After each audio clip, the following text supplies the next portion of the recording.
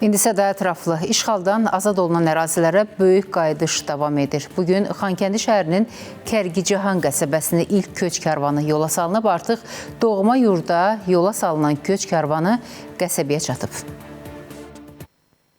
Uzun illər məcburi köçkün həyatı yaşayan Kərkicahan sakinləri bugün doğma yurdlarına qayıtdılar. Kərkicahana ilkin mərhələdə 117 nəfərdən ibarət 30 ailə köçürüldü. Darıxdığımız vallahi elə gedək vətənimizə. Allah prinsipə dəyməsin, bizi gətirdi vətənimizə.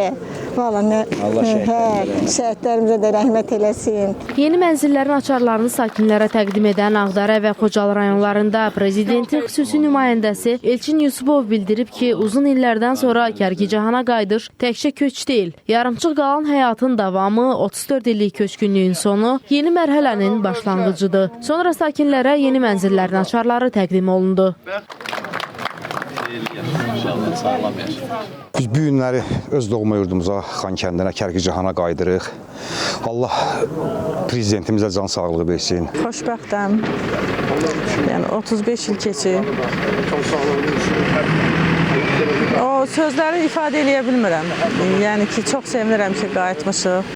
Kərkicahanda sakinlərin öz doğma yurdunda rahat yaşamaları üçün hər cür şərait yaradılıb. Yaşayış evləri və zəruri infrastruktur bərpa olunub. Xatırladaq ki, Xankəndi şəhərinin Kərkicahan qəsəbəsi Azərbaycanlıların kompakt yaşadığı nadir yaşayış məntəqələrindən biri olub. Qəsəbə 28 dekabr 1991-ci ildə Ermənistan Silahlı Qüvvələri tərəfindən işğal edilib. 19-20 sentyabr 2023-cü ildə isə Kərkicahan qəsəbəsi Azərbaycan ordusu tərəfindən işğaldan azad edilib.